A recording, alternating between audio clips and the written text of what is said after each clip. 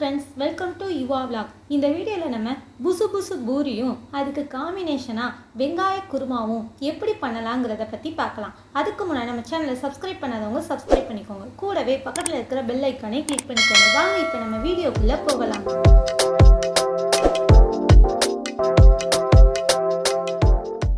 First ஒரு 2 உருளைக்கிழங்கு எடுத்து அதை சின்ன சின்னதாக கட் பண்ணி குக்கரில் சேர்த்து அது மூழ்கிற அளவு தண்ணி சேர்த்து குக்கரை க்ளோஸ் பண்ணி 2 விசில் வச்சு வேக விட்டு எடுத்துக்கோங்க.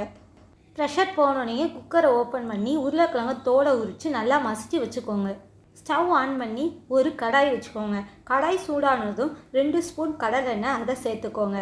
எண்ணெய் சூடானதும் தாளிக்கிறதுக்கு கடுகுளுந்த பருப்பு சேர்த்துக்கோங்க. கடுகுளுந்த பருப்பு நல்லா வெடிச்சோடனே அதில் கருவேப்பிலை சேர்த்துக்கோங்க. நெக்ஸ்ட்டு மீடியம் சைஸ் பெரிய வெங்காயம் 2 எடுத்திருக்கேன். 2 எடுத்து அதை சின்ன சின்னதாக கட் பண்ணி வச்சுருக்கேன். அதை சேர்த்து நல்லா பொன்னிறமாக ஆகிற வரையும் வறுத்துக்கோங்க. தேவையான அளவு உப்பு சேர்த்து நல்லா கோல்டன் ப்ரௌன் வர வரையும் நல்லா அதை வதக்கிக்கோங்க. 2 பச்சை மிளகா அதில் சேர்த்து நல்லா வதக்கிக்கோங்க. வெங்காயம் நல்லா வதங்கின பிறகு 2 மீடியம் சைஸ் தக்காளி எடுத்து அதை சின்ன சின்னதாக கட் பண்ணி வச்சுருக்கேன். அதை சேர்த்துக்கோங்க. புளிப்பு அதிகமாக சாப்பிட்றவங்க 3 தக்காளி சேர்த்துக்கலாம். தக்காளி சேர்த்து நல்லா வதக்கிக்கிறணும். தக்காளி நல்லா வதங்கின பிறகு அதில் 1 ஸ்பூன் மஞ்சள் தூள், 1 spoon chilli powder, 2 spoon garam masala சேர்த்து நல்லா அதை கிளறி விட்டுக்கோங்க. எண்ணெயிலே நல்லா கிளறும் போது நல்ல ஒரு டேஸ்ட் கொடுக்கும். நெக்ஸ்ட்டு நம்ம வேக வச்சு மசிச்சு வச்சுருக்கிற உருளைக்கிழங்கு அதில் சேர்த்து நல்லா வதக்கி விட்டுக்கோங்க. நம்ம குருமா பண்ணுறதுக்கு தேவையான அளவு தண்ணி அதில் சேர்த்து நல்லா கிளறி விட்டுக்கோங்க. 1 ஸ்பூன் கடலமாவு எடுத்து அது தண்ணி ஊற்றி நல்லா கட்டி இல்லாமல் கலந்து அதில் குருமாவில் சேர்த்து நல்லா கிளறி விட்டுக்கோங்க. இந்த ஸ்டேஜில் உப்பு உரப்பெல்லாம் கரெக்டாக இருக்கான்னு பார்த்து சேர்த்துக்கோங்க. நெக்ஸ்ட்டு மூடி போட்டு ஒரு 10 நிமிஷம் அதை நல்லா கொதிக்க விடுங்க. நல்லா கொதித்த பிறகு நல்லா கிளறி விடுங்க. தண்ணியெல்லாம் நல்லா வற்றி குருமா மாதிரி நல்லா கெட்டியாக வர வரையும் நம்ம அதை வேக விடணும். குருமா பக்குவத்து வந்தோடனே ஸ்டவ் ஆஃப் பண்ணிட்டு நம்ம அதை சர்வ் பண்ணலாம். நம்ம ஈஸியான வெங்காய குருமா ரெடி ஆயிருச்சு. நெக்ஸ்ட்டு பூரி செய்ய தேவையான மாவு ரெடி பண்ணலாம். ஒரு பாத்திரத்தில் நமக்கு தேவையான அளவு கோதுமை மாவை எடுத்துக்கோங்க.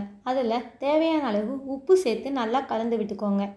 நெக்ஸ்ட்டு 1 ஸ்பூன் அதில் ஜீனி சேர்த்துக்கோங்க. ஜீனி சேர்க்கும்போது பூரி நல்லா புசு புசுன்னு வரும். தண்ணியை நல்லா ஹீட் பண்ணி வச்சுக்கோங்க. சூடான தண்ணியை அதில் ஊற்றி நல்லா அதில் பிசைங்க. நம்ம பூரி மாவு பக்குவத்துக்கு அதை நல்லா பிசைஞ்சு வச்சுக்கிறணும். நம்ம எவ்வளோ அழுத்தம் கொடுத்து நல்லா மாவு பிசைகிறோமோ அவ்வளவு பூரி ரொம்ப சாஃப்டாக வரும். கடலை எண்ணெய் எடுத்துட்டு நல்லா மாவில் அதை பெரட்டி விட்டுக்கோங்க. நல்லா அதை பிசைஞ்சு ஒரு 1/2 hour அதை எந்த டிஸ்டர்பும் பண்ணாமல் தனியாக வச்சுருங்க. நல்லா அது ஊறட்டும். 1/2 hour கழித்து அதை எடுத்து நல்லா பிசைஞ்சு விட்டுட்டு சின்ன சின்ன உருண்டையாக எடுத்து அதில் நம்ம எப்பயும் போல் பூரிக்கு உருட்டுற மாதிரி உருட்டி வச்சுக்கணும். நெக்ஸ்ட்டு ஒரு கடாயில் பூரி பொரிக்க தேவையான அளவு எண்ணெய் ஊற்றி எண்ணெய் நல்லா காஞ்ச விட்டு நம்ம அதில் பூரியை பொரித்து எடுக்கலாம். பூரி போடும் போதே நம்மளுக்கு நல்லா உப்பி வரும். சுகர் சேர்த்தனால நல்லா பூரி புஷ்ஷுன்னு வரும். 2 சைடும் திருப்பி விட்டு பொரிக்கும் போது நல்லா புஷ்ஷுன்னு வரும். நீங்களும் இதை ட்ரை பண்ணி பாருங்கள். இந்த பூரியும் அதுக்கு காம்பினேஷனாக வெங்காய குருமாவும் கண்டிப்பாக நீங்கள் ட்ரை பண்ணி பார்த்துட்டு எனக்கு மறக்காமல் கமெண்ட் பண்ணுங்கள். இந்த மாதிரி பூரி சுட்டோம்னா 10 பூரி கூட கேட்டு வாங்கி சாப்பிடுவாங்க. பூரியும் நல்லா சாஃப்டாக இருக்கும். ஓகே ஃப்ரெண்ட்ஸ், இந்த வீடியோ உங்களுக்கு பிடிச்சிருக்குன்னு நினைக்கிறேன். இந்த வீடியோ உங்களுக்கு பிடிச்சிருந்தா லைக் பண்ணுங்கள், ஷேர் பண்ணுங்கள் அண்ட் கமெண்ட் பண்ணுங்கள். நீங்கள் பண்ணுற ஒவ்வொரு லைக்கும் தான் என்னை அடுத்தடுத்த வீடியோ பண்ண மோட்டிவேட்டிவாக இருக்கும்.